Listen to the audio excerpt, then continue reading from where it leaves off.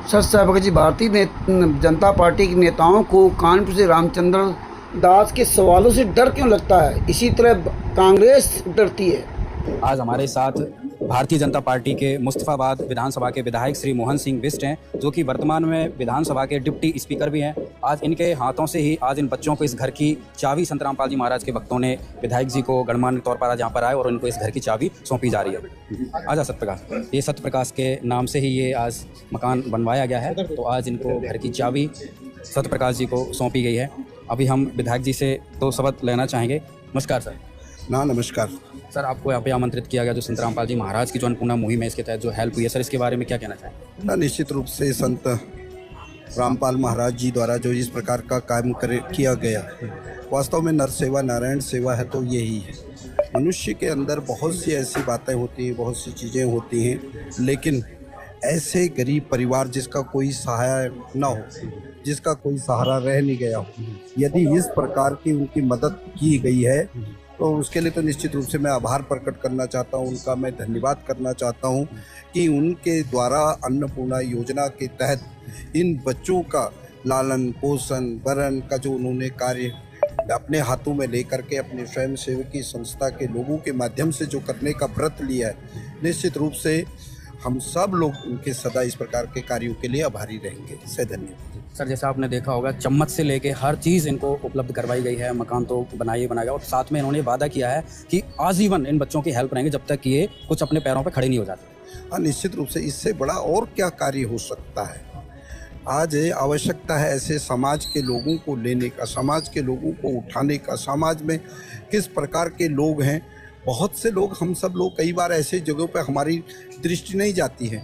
उन्होंने जो इस प्रकार का काम किया, इन बच्चों को देखा, अपाहिज बच्चे हैं, एक बच्चे को टीबी है, टीबी होने के बावजूद उसका फ्री ऑफ कॉस्ट और उसके साथ उसका इलाज कराना और खाने पीने की व्यवस्था को करना, और एक छोटे से सामान से लेकर के बड़े तक सामान तक जो उनके दैनिक जीवन के अंदर जो हो सकता है उसको किया है।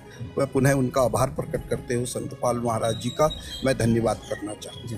भारत में और भी बहुत सारी धार्मिक संस्था हैं, क्या उनको भी इस तरीके से आगे आना चाहिए? निश्चित रूप से धार्मिक संस्थाओं को ही नहीं, हम सब लोगों को आना चाहिए। कैसे समाज उठे, कैसे समाज बढ़े, जिसका कोई नहीं है उसका बेड़ा यदि इस प्रकार से उठाया गया हो तो उनको तो भक्त और भगवान में साक्षात भगवान की प्रतिरूप ऐसे दिखाई देती है, ऐसा मेरा मानना है। हाँ, निश्चित रूप से जैसे अपने सब लोगों के ने कहा है, जो लोग इस काम को सब देख रहे हैं और शिक्षा के बारे में जिस प्रकार की बातें उन्होंने कही है, तो आने वाले भविष्य में उन बच्चों को पढ़ाने लिखाने, उनके भविष्य में इस प्रकार का ना हो कि वो अपने माँ बाप की तरह उनकी आंखें जरूर हों लेकिन आंखें न होने के बराबर थी। यदि इनको आप बच्चों को शिक्षा मिल जाती है तो शिक्षा से कहीं न कहीं आगामी आने वाले दिनों के अंदर इन बच्चों को ऐसी परेशानियां नहीं झेलनी पड़ेगी। बस सर, एक अंतिम बात और जानना चाहेंगे। इनकी जो अन्नपूर्णा मुहिम है, इसमें लगभग इन्होंने भी पूरे भारत में 500 से ज़्यादा मकान बनवा दिए हैं लोगों के, और 13 राज्यों में ये मुहिम चल रही है, जिसमें इन्होंने नारा दिया है कि ये कलयुग में सतयुग की शुरुआत है। तो क्या आप कैसे देखते हैं? ना निश्चित रूप से यदि ऐसे संत लोग जिनकी सोच इस प्रकार की हो तो वास्तव में आगामी आने वाले दिनों के अंदर जिस कलयुग में कलयुग जैसा लोगों के साथ व्यवहार हो रहा है, और इसी कलयुग में सतयुग को ले करके नई इस प्रकार की डाली जाए तो निश्चित रूप से नमस्कार सर जी, मोहन बिष्ट जी बोल रहे हैं, ऐसा मेरा मानना है। और मैं पुनः संत रामपाल महाराज जी को, हाँ सर, मैंने आपका एक वीडियो देखा था। अरे आप कोई संत रामपाल जी महाराज हैं, वहाँ किसी मकान की आप चाबी दे रहे थे अन्नपूर्णा योजना में। हाँ, तो आप बीजेपी से हैं सर ना? तो काफी टाइम हो गया, 2-2.5 महीने पहले। हाँ, वो वीडियो सर मुझे आज मिला तो मैंने आपका इसलिए नंबर सर्च करके आपसे बात करना चाहा। हाँ, तो सर आपको पता होगा कि आप ही लोगों ने 18 नवंबर 2014 में बरवाला कांड में संत रामपाल जी महाराज को जेल में डाला था, याद है आपको? क्या है?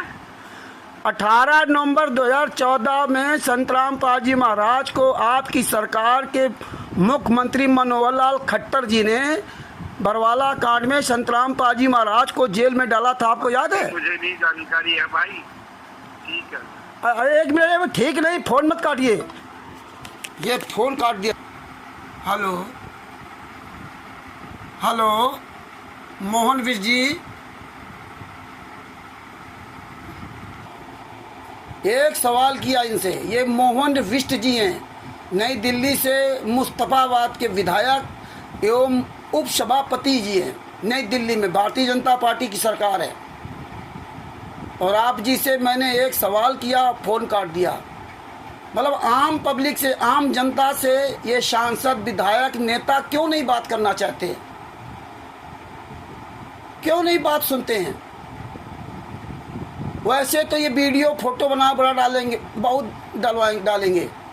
अब जब अन्नपूर्णा योजना के माध्यम से या ये किसी मुनिंदर धर्मा ट्रस्ट के माध्यम से आप किसी मकान को बनवा दिया है, संत रामपाल जी महाराज के नाम से बन गया है, तो आप चाबी दे रहे हैं। तो आप से सवाल किया तो आप फ़ोन काट दिया, आप उठा दे रहे, बात नहीं करेंगे आप।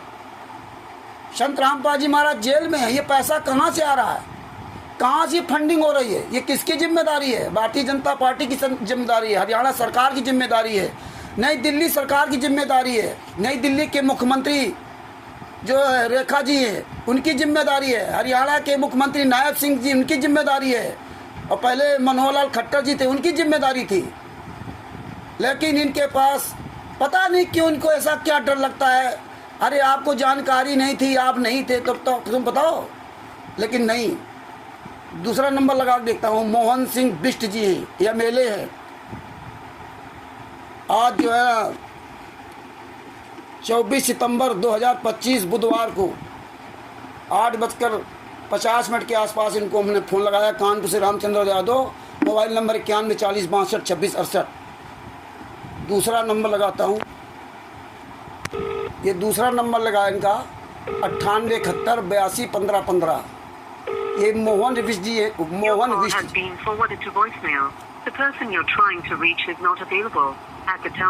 ये हालात है,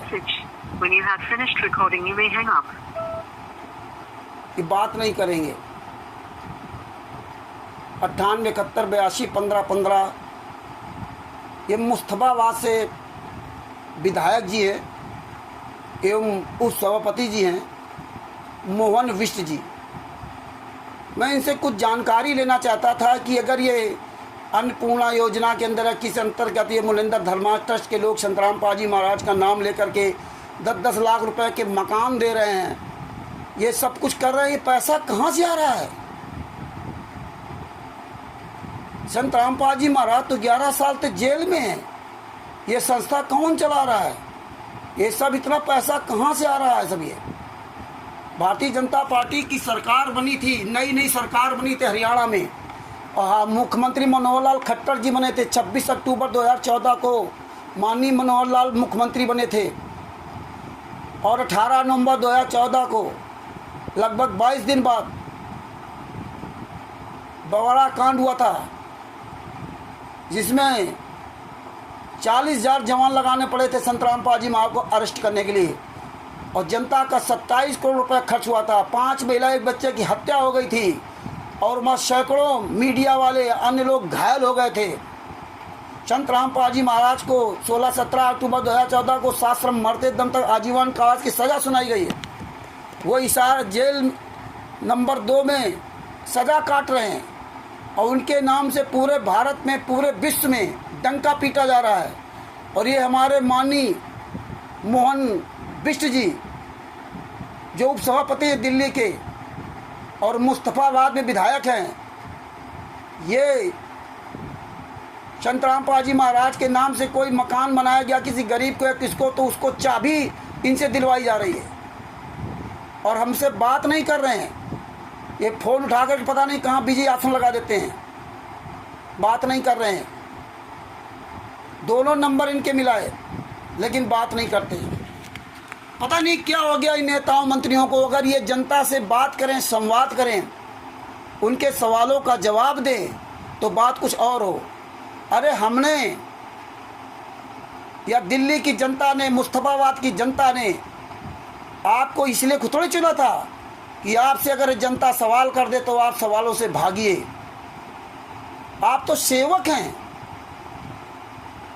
तो सेवक को डर ऐसा क्यों? अरे हमने तो कुछ पूछा ही नहीं, हमने तो इतना ही पूछा था, इतने में आप फ़ोन काट के भाग गए। अभी तो ये पूछना था ये पैसा कहाँ से आता है।